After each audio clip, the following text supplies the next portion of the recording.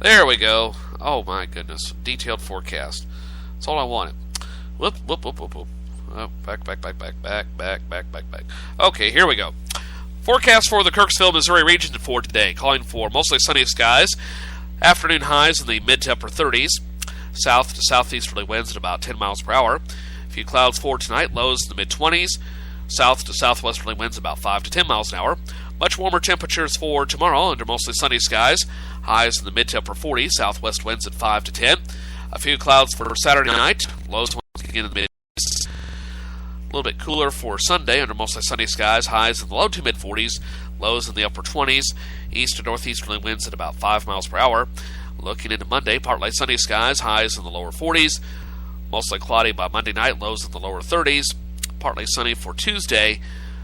And afternoon highs in the mid 40s. Lows in the mid 30s. A 40% chance of rain showers on Wednesday. Highs in the mid 40s. Chance of rain and snow Wednesday night. Lows around the freezing mark. And then for Thursday, a little bit colder with mostly cloudy skies. Highs in the upper 30s. Weather stats. Let's see. Tell you what, we'll hold off on that because we'll get new weather data here in just a moment. So come back to that right after we take a quick break, which includes the Composer's Date Book and Writer's Almanac coming up right after this break, which we'll take care of right now.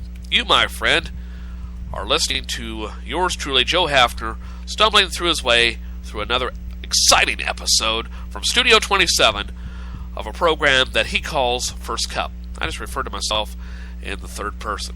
I'll be right back right after this message break.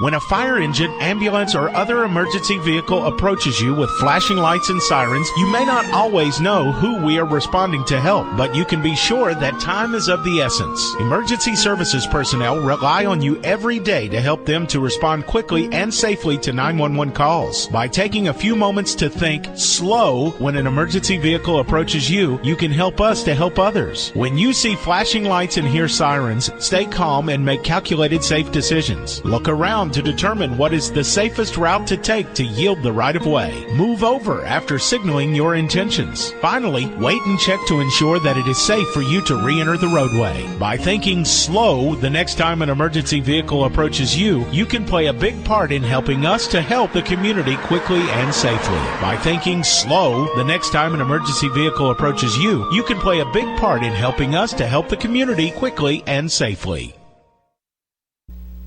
This episode of First Cup is brought to you by Wishing Stars Native Creations, Fine Art Today, and Marshall Woodworking. Check out these companies and many more by going to the Friends page at tinyurl.com/Gunther's House or tinyurl.com/Gunther Mobile. The Writer's Almanac podcast is supported by the Poetry Foundation, publisher of Poetry Magazine.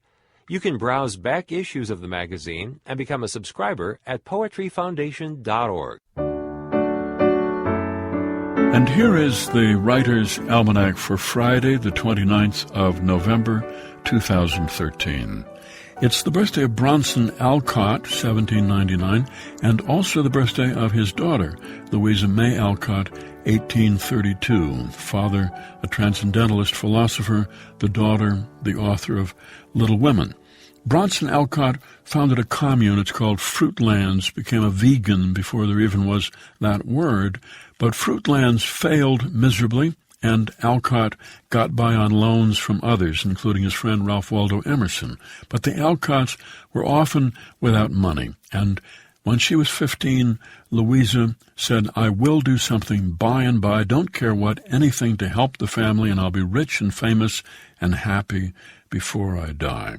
Her first literary success was Little Women, and the money she made provided her father with his first financial security. But what she really loved was writing lurid Gothic romances under the pen name A.M. Barnard. Bronson Alcott died March 4th, 1888. A few days before, he had told his daughter, "I am going up, come with me." She said, "I wish I could," and as it turned out, she died just 2 days later of a stroke at the age of 55. It's the birthday of C.S. Lewis, born Belfast, 1898, who became an atheist in his teens, eventually returned to the church. He said, "I gave up Christianity at about 14, came back to it when getting on for 30. Not an emotional conversion, almost purely philosophical. I didn't want to.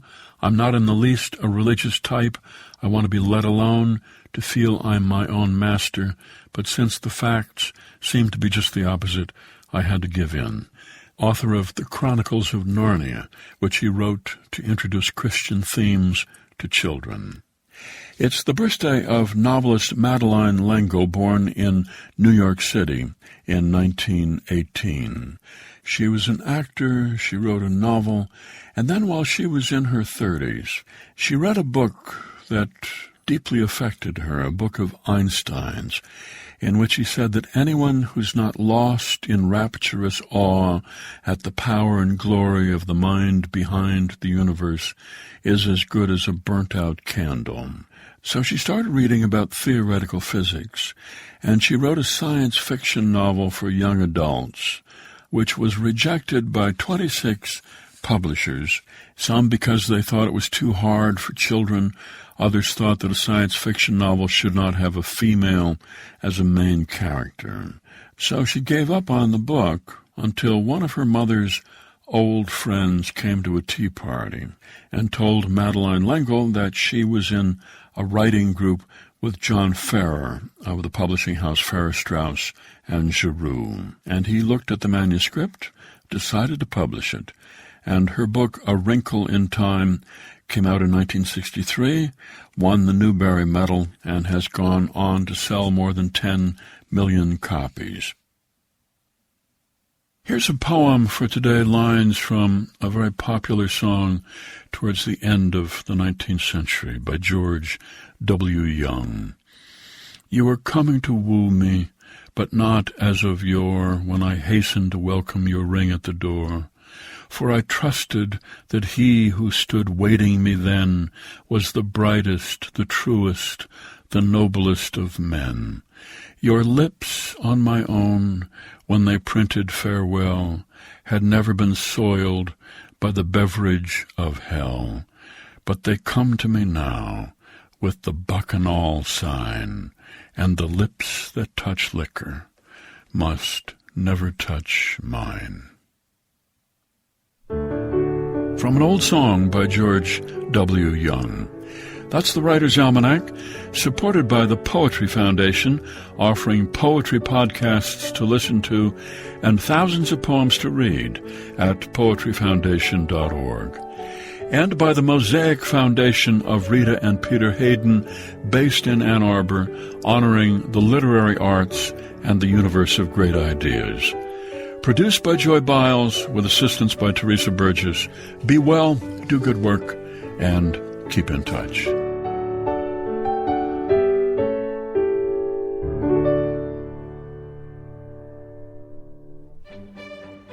This is the Composer's Datebook for November 29th. I'm John Zack.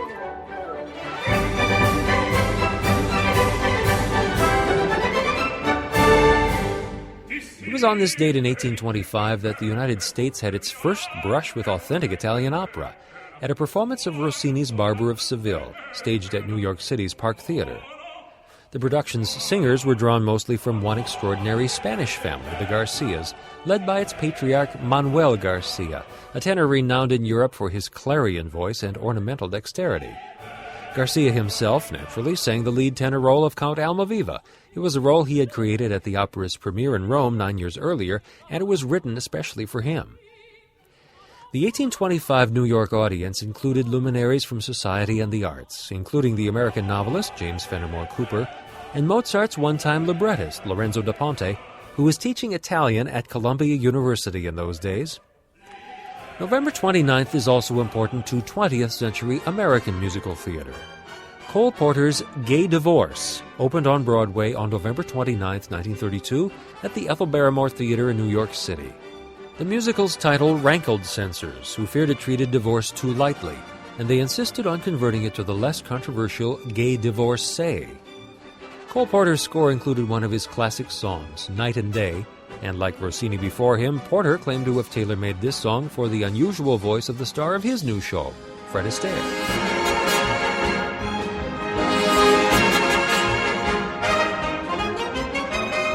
For more on composers and their music, go to our website, composersdatebook.org.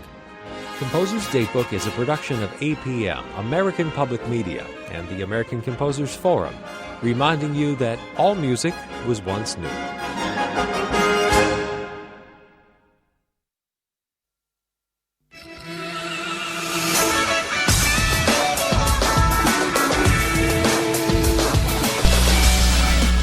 Studio 27, that's where you are, and the name of the show is First Cup. And welcome back to the program on the 29th day of November, 2013. I'm talking like Yoda for some reason. Yours truly, Joe Hafter, here with you on this Friday, Black Friday, as it were. And still to come, I'll have Today in History across our wide Missouri in just a little bit with Bob Priddy from the Missouri Net, as well as the CBS World News Roundup and a whole lot more. But right now, though, what do you say we get ready for the Friday Funnies? That's coming up as well. But first things first, how about celebrity birthdays?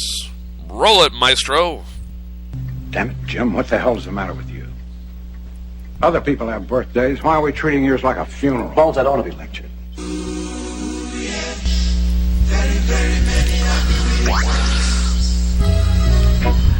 And before I run down this healthy list of celebrity birthdays for today, if you're celebrating your birthday today, happy birthday.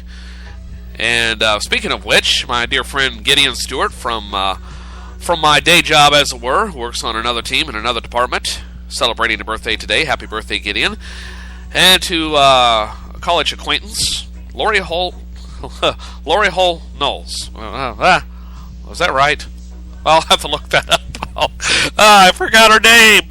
Sorry, Lori. I remembered your first name. God. Oh, my mind just went, you're not going to remember the name. We're not going to let you.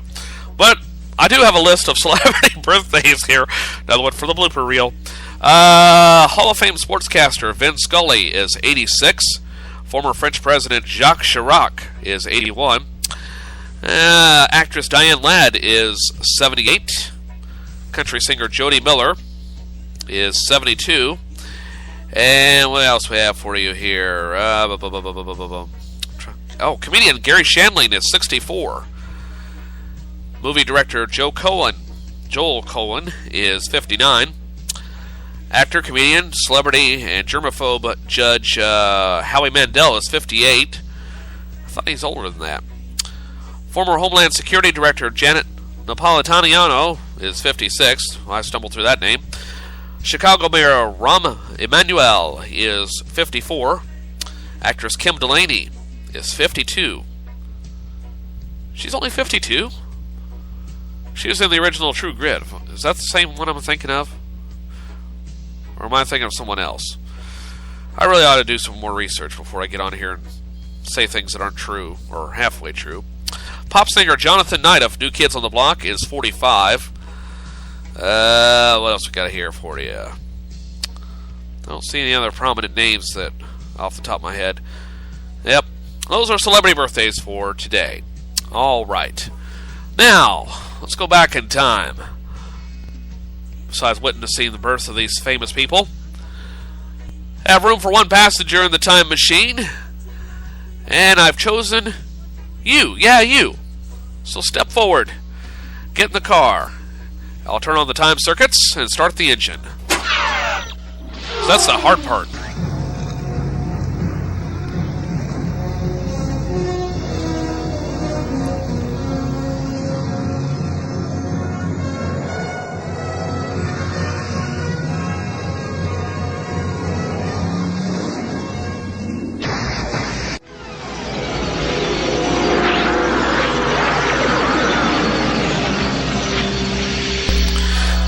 And we go back to November 29th, 1961. A mere 52 years ago. Enos the Chimp was launched from Cape Canaveral aboard the Mercury Atlas V spacecraft, which orbited the Earth twice before returning. On this date, 1961, Enos the Chimp. And now, for more of Today in History, let's go